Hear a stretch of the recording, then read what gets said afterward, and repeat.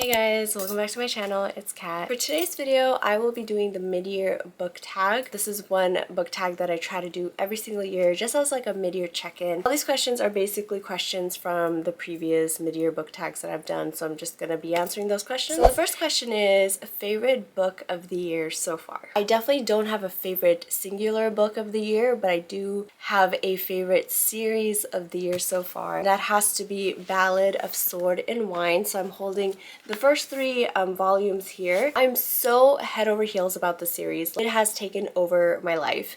I'm trying not to rush through them. I want to enjoy each and every volume to the fullest before the final one comes out, so I'm not like binging them back to back. This is volume 1, volume 2, and volume 3. This is like a political Don Mei book, I think I'm pronouncing it right, which is basically a Chinese romance. It is so amazing, so detailed, well crafted, very complex characters, so much political intrigue. So if you really love politics in your books, I'm sure you're gonna love this. I have not given any of these books anything lower than a 5.0 so far. It's such a joy to read this series so far and just to be a part of this world and to even learn more about Chinese culture and Chinese traditions. The series may be difficult to follow in the beginning, but I promise you, just stick with it. It is absolutely amazing,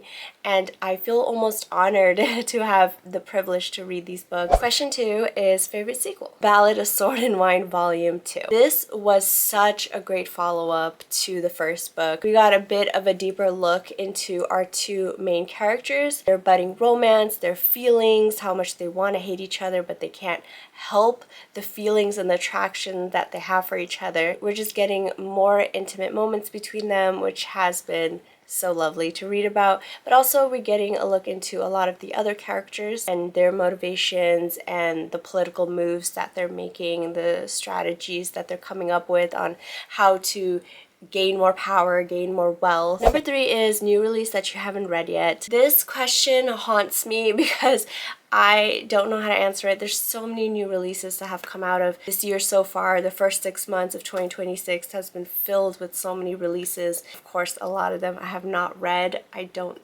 think I have read. Question number 4 is most anticipated release for the second half of the year. So typically I don't have an answer for this just because I don't anticipate a lot of releases, but I do have some that I'm really looking forward to. First, we have A Trade of Blood, which is book 3 in the Leviathan Wakes, or Shadow of the Leviathan by Robert Jackson Bennett, which starts off with The Tainted Cup. I've had such an amazing time reading this series, especially that second book. The second book, A Drop of Corruption, is one of my favorite books I've read last year. We get more background of Din and Anna, which are our two main characters that kind of emulate Sherlock Holmes and Watson. We get more of a deeper look into the Leviathans, which are these huge monsters that are always threatening the Empire. I think I will drop whatever I'm currently reading to read the third book because I am just that excited. I cannot wait for this book to release. And the next one we have is All for the Game, book 6. The author announced on their Tumblr that they're planning to release it in November, I want to say, or sometime at the end of the year. I hope that the author sticks with that schedule because I really cannot wait. All for the Game by Nora Sakovich has truly taken over my life. There's not a day that goes by that I don't think about these characters. I will say this book series is not for everyone. It's not. I don't even want to recommend it, but if you're willing to have an open mind and if you're willing to lower your expectations and kind of ignore a lot of mistakes and errors from like proofreading, formatting to just plot holes in the story itself and some of these controversial characters, then I think you'll have a great time. Then of course, Ballad of Sword and Wine Volume 8. I don't know if I'll get to Volume 8 this year just because I'm trying to spread all the books in the series throughout the year. I don't want to like read all of it at once. I can't really help it though because I do want to binge all of the books. Heartstopper Volume 6 by Alice Oseman. So excited for this one. I think I only read the first 2 volumes in this series and had such a great time. I love it. It's such a light and fluffy read. I love Nick and Charlie. Question 5 is biggest disappointment. I do have a couple books that fall under this question, unfortunately, and I will just quickly go over them. First is Last Stand of Dead Men, and this is book 8 in the Skullduggery Pleasant series by Derek Landy. I have enjoyed this series in the beginning, but I feel like it's now running out of steam because it's getting repetitive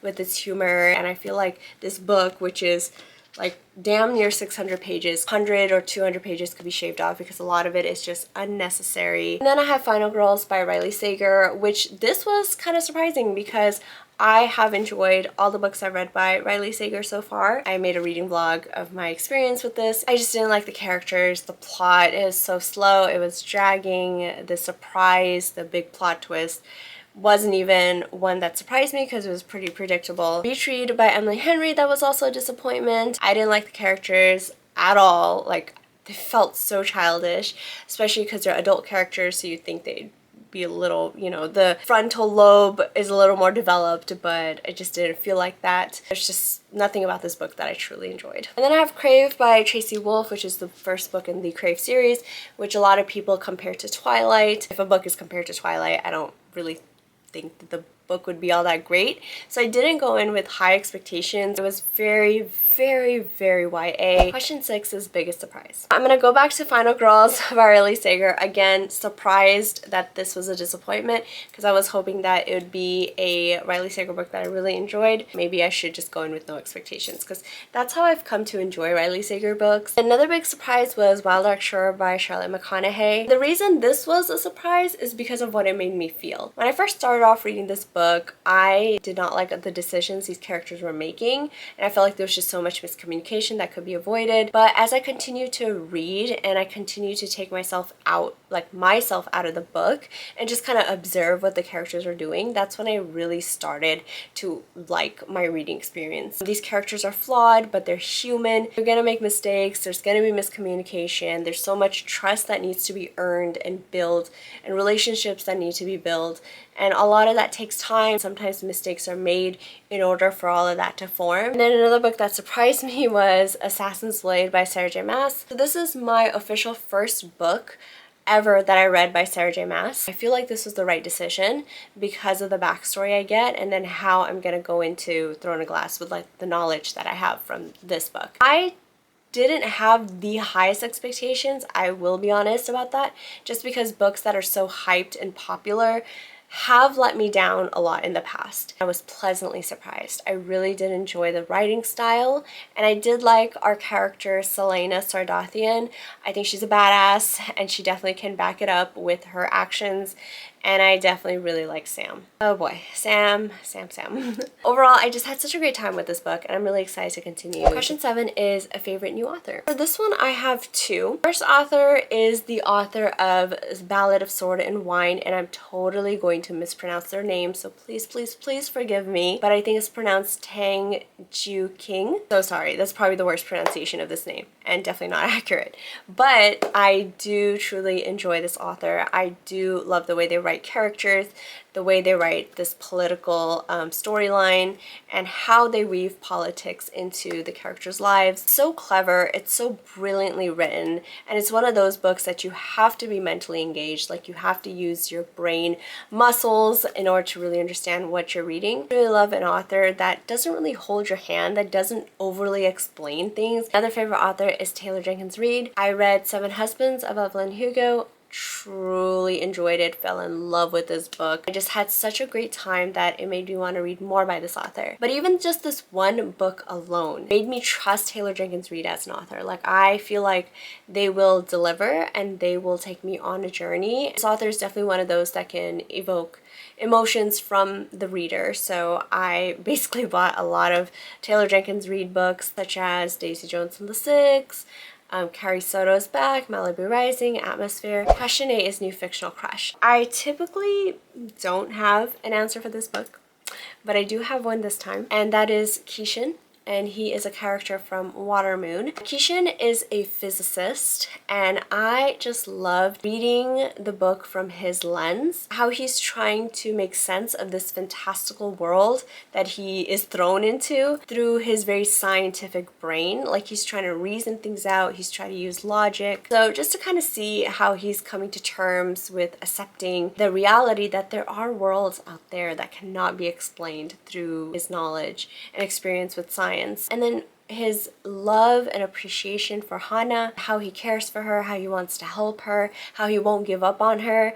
It's so adorable and so endearing. Another fictional crush is Sam in The Assassin's Blade, who was Selena's counterpart. I just fell in love with this character immediately. He was so sweet, so adorable, so caring, so sarcastic, so snarky. If things could go my way, I would love for Selena and Sam to be endgame, but obviously we know that doesn't happen. Question 9 is new favorite character. This is one of those questions that I traditionally would not have an answer for, but I do this time. I love our two characters from Ballad of Sword and Wine, who are, again, I'm gonna butcher their names, but Shen Zhechuan and Xiao Qie. I love them so much. They're so intelligent, so clever, they're competent, they can fight, they can sword fight, they have extensive knowledge and experience with martial arts. Not only that, but they're so affectionate with each other, and their moments together are so adorable. And then of course, Selena Sardathian. I definitely fell in love with this character too. I know that some people say that she's so annoying, she's this and that. I feel like that she has every right in the world to brag about herself because she's very competent, right? She's very skilled.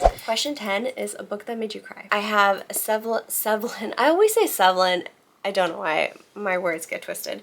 7 Husbands of Evelyn Hugo by Taylor Jenkins Reid. I did get emotional and a bit teary-eyed during certain parts. Maybe there's some people who've read this book and didn't feel anything, but for a majority of people, they read it and they felt something. Question 11 is a book that made you happy. For this one, I have Watermoon by Samantha Sorian Bao. This book was just one of those whimsical, fantastical, fairy tale-like books, very magical. If you're just one of those readers who are all about vibes and just going on an adventure, then you're gonna enjoy this book. While I was reading this book, I did just feel very good, very happy, very relaxed. It was not very intense at all until you kind of get to the end. Question 12 is most beautiful book that you bought or received. So for this, I have Release Me, which is the sequel to Watch Me. I did not expect myself to buy the special edition. Actually, when I pre-ordered Watch Me, I didn't think it was the special edition one. I thought it was just like the standard printing, but it came as a special edition and I was like, okay, you know, I don't have a problem with it. It's really pretty. And finally, question 13 is books you need to read in 2026. Obviously, there's so many books that I need to read in 2026, like my whole TBR if I could fit it. I definitely want to continue with Throne of Glass. I do want to continue All for the Game with the 6th book if it comes out this year. Once it does release, if it does release,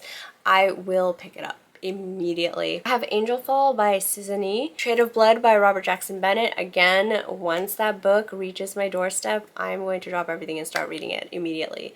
I've been looking forward to this book for so long. I hope this is not the last book in the series. I have a feeling it's not. I think the series is going to be extended. I do want to continue the Moral Instrument series by Cassandra Clare. I would love to start Empire of the Vampire by J. Kristoff. I've heard nothing but excellent things. This would be the first thing I've ever read by J. Kristoff. Definitely want to read all the books that I bought by Taylor Jenkins Reid. Alrighty guys, so that's it for this book tag. I tag all of you guys to do the mid-year book tag. I always have a good time doing this one because first of all, it's a reality check that we are at the middle of the year, but also it's a nice check-in for myself. I will see you guys next time. Take care. Bye.